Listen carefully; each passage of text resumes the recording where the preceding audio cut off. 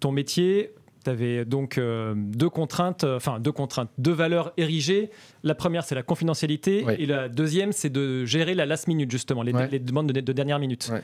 Est-ce que les vacances d'été, tu les inclus là-dedans, ou est-ce que c'est quelque part, est-ce que les joueurs arrivent à anticiper leurs vacances, leurs congés d'ailleurs? Comment tu gères ça, cette partie-là? Il y a deux types de congés. Il y a les congés hors été. Celles-ci sont affreuses parce qu'elles ne sont que last minute. Et quand on parle de congés, c'est plus souvent des toutes petites. On parle de 3-4 jours. Exception faite des clubs, je pense à la France notamment, dans lequel il y a en effet un break pendant la période hivernale. Okay, mais il y a d'autres championnats, vous savez ça mieux que moi, dans lesquels il n'y a pas de break. Bon. Donc là, c'est toujours extrêmement last minute. Si je poursuis sur ce propos, imaginons qu'un club ait gagné quelque chose de très important et que le coach décide de leur donner un petit temps de repos.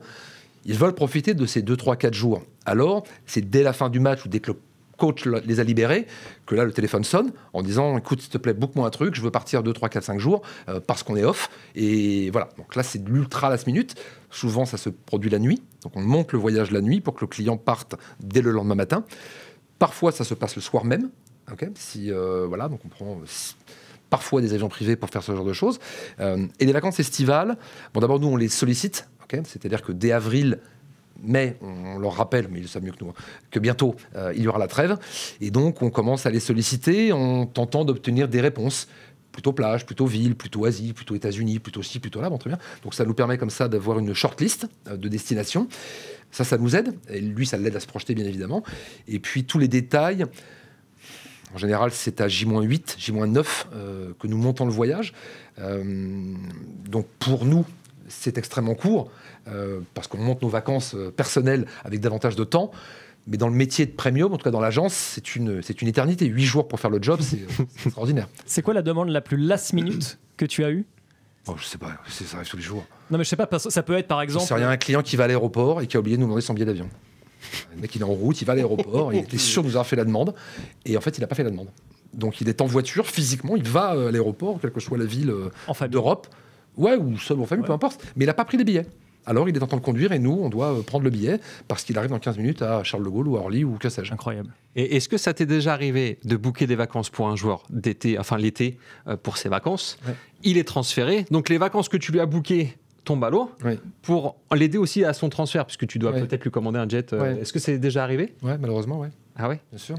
Ça arrive régulièrement? Ça n'arrive pas régulièrement, mais ta question, c'est est-ce que c'est arrivé? La réponse est oui, bien sûr. On anticipe beaucoup de choses. Et dans l'anticipation, il y a celui de, en général, pouvoir tout booker avec des conditions d'annulation assez souples, parce qu'évidemment, on veille aux intérêts économiques des clients. Et donc, lorsque ça arrive, ça ne se passe pas à J-1. Okay, donc on a un petit peu de temps en général, donc on arrive à annuler. Les vols sont systématiquement bookés, complètement modifiables, annulables, pas de problème. Dans l'hôtellerie, c'est souvent le cas. C'est moins vrai dans les villas, dans les locations, où là, la politique d'annulation est en général un peu plus longue. Mais oui, ça arrive. Ouais. Au niveau des prestataires, justement, tu dois avoir des relations hyper étroites, parce que justement, il y a tous ces imprévus qui font que ça peut vite dérailler, quoi. Ouais, on a... Les 2 années de travail préparatoire ont servi à cela. Et ce travail continue. Ça fait 12 ans, 13 ans qu'on entretient des relations très privilégiées avec nos partenaires. Ça fait 12 ou 13 ans que nous continuons d'enrichir notre base de données en trouvant de nouveaux partenaires. On se rend à des salons professionnels dédiés notamment au monde de l'hôtellerie. J'étais il y a quelques semaines à un salon Pure, un salon marocain dans lequel on trouve tous les hôtels les plus iconiques du monde, les plus insolites. Okay, et donc, on va nous chercher comme ça des lieux incroyables. J'ai un autre salon dans quelques semaines, voilà, où on va rencontrer nos partenaires. Alors, je parle beaucoup du monde de l'hôtellerie, du monde des villas et ce genre de choses, parce qu'on a beaucoup de demandes dans ce champ-là, mais ça inclut aussi des relations très privilégiées avec beaucoup de restaurateurs. Il y a, si on prend la ville de Paris, 15 ou 20 restaurants qui sont extrêmement demandés. Bon, on a bien sûr des relations très particulières avec ces restaurateurs pour trouver des tables last minute. Et en termes de fourchette, est-ce que tu peux nous donner une fourchette avec le nombre de joueurs avec lesquels tu travailles, le nombre de clubs et d'agents? Peut-être dans le foot, surtout, ça correspond à combien de personnes environ? Non, je ne peux pas répondre à ça. Centaines de personnes, 80 personnes. D'accord. Ouais. Tout confondu, c'est ça? Oui. D'accord, ok. Ta question, c'était tout confondu, 80. Et en termes de logistique, Jérémy, comment ça se passe concrètement? C'est-à-dire que, est-ce que si tu bookes, par exemple, je sais pas moi, un voyage, est-ce que sur place, il y a un de tes employés qui est là pour accueillir la personne, ou est-ce ton client doit, entre guillemets, après se débrouiller par lui-même? Comment ça se passe? Bon, non, ils ne se débrouillent pas du tout par eux-mêmes, mais ce sont nos clients, pas nos copains. Donc on ne part pas en vacances avec nos clients. Ça n'existe pas. Donc certains joueurs souhaitent ceci, okay, mais moi je ne souhaite pas que ça arrive. Encore une fois, ce sont nos clients. Et donc il faut raison garder et on n'a pas à se permettre de tout mélanger. Donc on ne fait pas cela. Ceci étant, nous nous assurons en amont que tout est prêt. Prenons l'exemple d'un client qui souhaite une villa avec un chef privé, qu'il y ait ceci et cela de prêt dans le frigidaire. On va physiquement s'assurer que tout est conforme. C'est bon, c'est la bonne maison, il y a bien ceci qui est prêt. Bon, bref, que toutes les cases sont cochées. Et nous repartons à J-1 de l'arrivée de notre client, parce qu'on n'a rien à faire avec lui. Mais le lien n'est pas rompu. Ils sont membres, donc le téléphone existe toujours. Et donc, tout au long de leurs vacances, comme ils le font tout au long de l'année, eh bien, ils nous sollicitent. Donc, ils ne se débrouillent pas. C'est nous qui, sur place, nous occupons de faire les bookings de restaurants, bien sûr, d'aller booker des jouets, je ne sais pas, un jet ski ou j'en sais rien du tout. C'est nous qui nous occupons de réserver les sorties en boîte de nuit. C'est nous qui nous occupons de toutes sortes de choses. Donc, on est en lien permanent avec nos clients. Mais vous n'avez pas forcément, de toute façon, un collaborateur partout pour les accueillir? Non. Ouais. Pour les raisons que j'ai indiquées, pas utile. Et tous tes collaborateurs travaillent ici, en région parisienne? Non, on a des collaborateurs en province, on a des collaborateurs en Polynésie, des collaborateurs à l'étranger. La Polynésie, ça a ça de pratique, qui a un décalage qui rend les choses beaucoup plus simples. La personne à laquelle je pense, en l'occurrence, travaille la nuit. D'accord. Donc, pour elle, c'est la journée. Très bien. Et c'est pareil, justement, tu arrives à garder cette valeur cardinale de distance. Comme tu disais, on n'est pas copains. Donc, parce que souvent, si les joueurs, tu disais qu'ils avaient l'air d'être demandeurs en fait, de proximité, peut-être, tu as fixé, toi, des règles qui sont... Oui, ils savent cela. Ils savent cela. Alors, ce n'est pas pour la proximité que nos clients nous demandent de les accompagner pendant les vacances. C'est parce qu'ils pensent que ce sera plus pratique si on est avec eux. Ouais. Mais tout le long de l'année, nous ne sommes pas avec eux et ils voient bien que ça reste extrêmement pratique. Parce qu'il y a du réseau et que WhatsApp fonctionne encore. Donc, il n'y a pas de nécessité. Donc, ils le comprennent assez rapidement, en réalité, très facilement. On leur explique. Et là, avec la Coupe du Monde 2026 qui arrive, il y a déjà des sélections qui sont qualifiées, donc potentiellement des joueurs qui sont susceptibles d'y aller. Est-ce que tu as déjà eu des demandes pour des réservations par rapport à leur famille ou des choses comme ça, ou c'est encore trop tôt? Non, pour les joueurs, c'est beaucoup trop tôt. Pour le reste des clients, oui. Le reste de la clientèle que nous avons, oui. De la même manière que... la Cannes est dans une poignée de semaines. Ouais. Bien sûr qu'on a des demandes pour ce genre d'événement, mais là, c'est pour une autre typologie de clients. Pour les joueurs et leurs familles, ils ont, par la Fédé ou par leur club, des places qui leur sont offertes. Enfin, offertes pour une partie et parfois avec un prix très particulier, mais ça se passe en 10 minutes. Ouais. Et est-ce que tu collabores aussi avec des fédérations, par exemple, on sait que tu parlais de la Coupe du Monde 2026, les familles des joueurs vont être invitées. Est-ce qu'on peut te solliciter, par exemple, pour t'occuper du voyage des familles des joueurs? C'est déjà arrivé ou pas du... Alors, c'est déjà arrivé, mais d'une manière générale, les fédés gèrent... elles-mêmes, oui. Absolument, elles gèrent elles-mêmes. Okay. Lorsqu'il y a des demandes de membres de la famille, en plus, qui n'étaient pas comprises au départ, alors c'est en effet, ils nous sollicitent. En l'occurrence, c'est le joueur qui nous sollicite, c'est pas la fédération qui nous sollicite. Ouais. Ok. On voulait dire un mot aussi de la conciergerie de luxe d'un point de vue plus général. C'est un business qui est en train qui est florissant. Avec Brian Vasseur, notre chef d'édition, on a trouvé le chiffre d'ici quelques années, ça va atteindre au niveau mondial 3,5 milliards de dollars. Voilà donc ce qu'on a pu lire dans le journal du luxe, dans une étude qui a été menée par The Business Research Company, avec une croissance annuelle moyenne de 9%. C'est quelque chose que tu ressens aussi dans l'activité de ton entreprise et plus globalement chez tes homologues? Si ta question est de savoir si ça se passe bien pour Premium, la réponse est oui, c'est gentil. Si la croissance, j'ignorais ce chiffre, si la croissance est de 10%, c'est une formidable nouvelle. J'attends pas après ces stats pour que nous nous bougions et que nous puissions continuer de faire croître notre société, mais les choses se passent bien. Ça veut dire que ce besoin d'assister les personnalités qui en ont les moyens se fait de plus en plus présent? Mais c'est très nouveau en Europe, c'est très anglo-saxon. Ça existe depuis extrêmement longtemps et les conciergeries privées existent très très très souvent, depuis très longtemps aux États-Unis par exemple.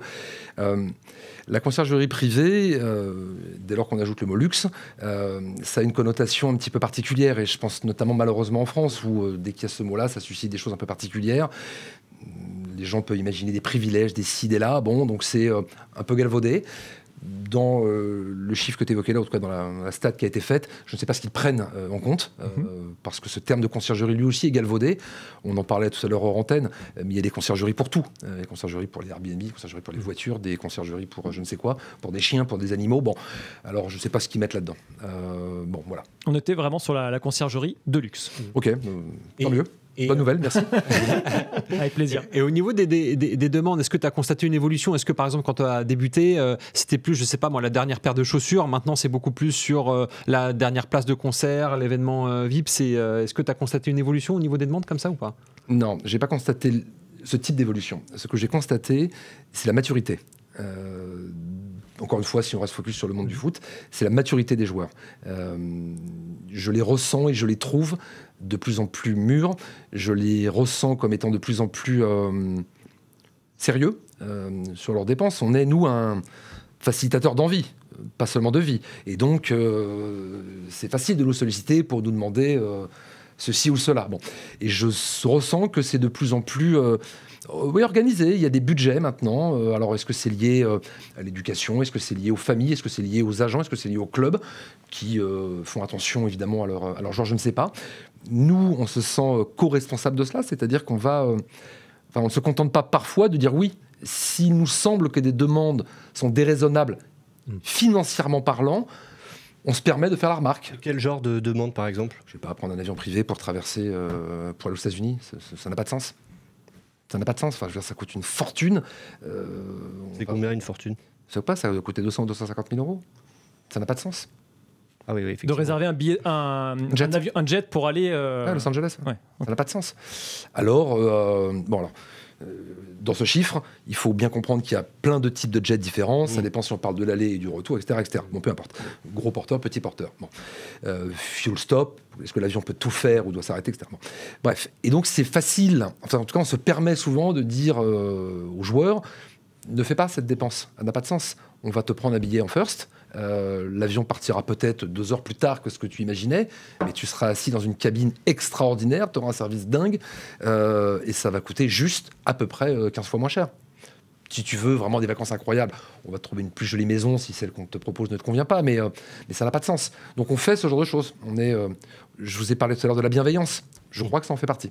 Ouais. Et tu parlais du comportement des joueurs. Bon, on va rester sur les joueurs de foot qui s'étaient, que tu trouvais de plus en plus matures. Est-ce que parfois ça t'est arrivé d'avoir des clients qui ont entre guillemets franchi la ligne, c'est-à-dire qui ont été soit désagréables avec tes employés, soit qui sont mal comportés? On sait que des fois, voilà, un peu en mode rockstar, tu fais la fête à l'hôtel, tu détruis le matos et tout, et puis du coup, j'imagine que c'est toi qui ramasses parce que ton prestataire il t'appelle et il dit ouais Jérémy, j'ai un souci. Comment tu gères ces situations de crise? Déjà, est-ce que tu en as eu et comment tu les gères?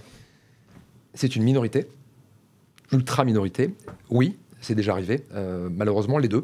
C'est-à-dire cette notion de respect vis-à-vis de mes collaborateurs et mes collaboratrices. J'y suis personnellement extrêmement sensible. Et donc, lorsque j'ai été amené à constater ce genre de choses, je suis dans tous les groupes de toute ma clientèle. Donc, je ne vois pas tout en direct, mais je lis chacun des groupes et chacun des messages. Donc, lorsque je constate ce genre de choses, j'appelle le joueur en me permettant d'avoir un ton un petit peu paternaliste, mais en gros, je lui tire les oreilles, c'est la première et dernière fois que tu te permets ces familiarités. Ça répond à la première chose. La deuxième chose, oui, bien sûr, c'est arrivé qu'il y ait des incidents. Alors, les incidents sont arrivés très, très, très, très, très souvent dans des hôtels ou dans des villas par l'entourage des joueurs. Okay, parce que la fête est organisée et que certains ou certaines de ces invités, pour un peu qu'ils ne le connaissent pas, font n'importe quoi. Nos clients ne font pas ce genre de choses. Nos joueurs ne font pas ça. Ils ont ce respect. Dans une immense majorité des cas, ils ont ce respect, donc ils ne font pas ce genre de choses. Ok, peut-être c'est arrivé parfois qu'il y ait une chicha ou j'en sais rien dans un hôtel. Bon, très bien, c'est interdit. Il y a en général des frais à payer vis-à-vis de l'hôtelier, mais c'est tout à fait marginal. Tu parlais de la maturité dont font preuve tes clients de plus en plus. Tu la qualifierais comment également la clientèle des joueurs de foot? Tu la qualifierais de respectueuse parce qu'il y a beaucoup de fantasmes sur la façon dont ils se comportent. Ouais. Non, ils sont respectueux. Dans une immense majorité des cas, ils sont respectueux. Ils ne sont pas toujours très fidèles. Mais ils sont... je parle de conciergerie. Oui. Ils sont souvent 2, 3, 4, 5, 10 personnes. Pas conciergerie au sens où ils vont voir mes confrères. Conciergerie au sens où il suffit qu'il y ait un pote qui lui dise « Mais non, mais ça, je peux m'en occuper pour toi. Pourquoi tu t'enquiquines? Viens, je vais le faire. » Ah bon, bah d'accord. Alors, puis un deuxième pote arrive en disant « Mais moi, je peux faire mieux que John. Viens, je vais le faire pour toi. » Donc, ça papillonne un petit peu. En général, ils reviennent très très vite à la maison parce que c'est un métier et que ça ne s'improvise pas, avec tout le respect que j'ai pour leurs potes. Mais on a travaillé dur pour que ça ne s'improvise pas. Bon, voilà. Maintenant, non, c'est globalement extrêmement respectueux. Non, les choses se passent très bien. On essaye, nous, en général, d'avoir des rapports avec les familles. L'autorité du papa ou de la maman, elle n'est jamais bien loin et elle est assurément écoutée. Est-ce que tu as, au courant de toutes ces années, créer des liens qui ont dépassé le rapport de client avec certains joueurs ou pas? Ça peut arriver? Oui, je m'entends très bien avec 95% de mes clients, mais tant mieux d'ailleurs. Ce sont des clients. Ouais.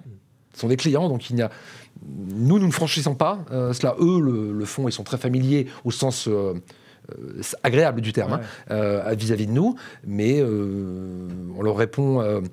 on tutoie 100% de nos clients de foot, on se tutoie les uns les autres, mais c'est du parti de la langue française. Il y a au moins il y a le tutoiement, mais chez nous, ça ne sous-entend pas de familiarité ou de dépasser les bornes. Le tutoiement respectueux qui existe. Absolument.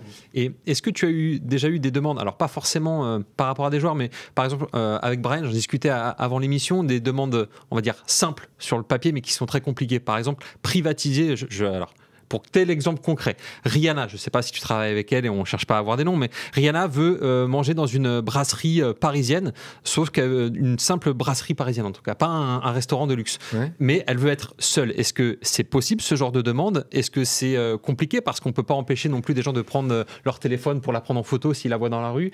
Au niveau de la discrétion, tu expliquais que c'était un des maîtres mots, mais ça reste compliqué à réaliser, non?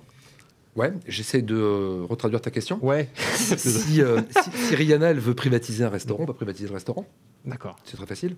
Il suffit simplement que ce ne soit pas en last minute. Et même si c'est en last minute, si c'est Rihanna, on va booker le restaurant dans son intégralité. Donc le client l'hôtelier ou le restaurateur va appeler les clients qu'on a réservés. Désolé, c'est privatisé.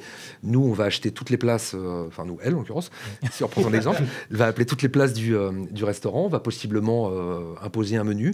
Et puis, roule. D'accord. Facile. Okay. Et par exemple, quand un joueur organise une soirée, par exemple dans un lieu public, je prends l'exemple d'une boîte de nuit où il souhaite que les téléphones soient interdits. Est-ce que ça aussi, c'est possible? Est-ce que c'est facilement réalisable? Oui, bien sûr que c'est possible. Bien sûr que c'est possible. Il le souhaite. Nous, on le sollicite et on le pousse à faire ce que tu viens de donner comme exemple. On va jusqu'à nous lui demander la liste des invités. On va mettre en place évidemment la sécurité qui respectera scrupuleusement les noms des convives qui sont supposés venir à cette soirée. Les téléphones, bien sûr, resteront dans un endroit sécurisé. Tout ça, c'est du bon sens. Ils veulent passer une bonne soirée. Donc, Jérémy, quelle est la demande la plus pointue à laquelle tu as dû répondre ? Quand je dis pointu, ça doit être vraiment peut-être la quête d'un objet très particulier ou la quête d'un moment très particulier. Tu aurais pu me la faire avant celle-là.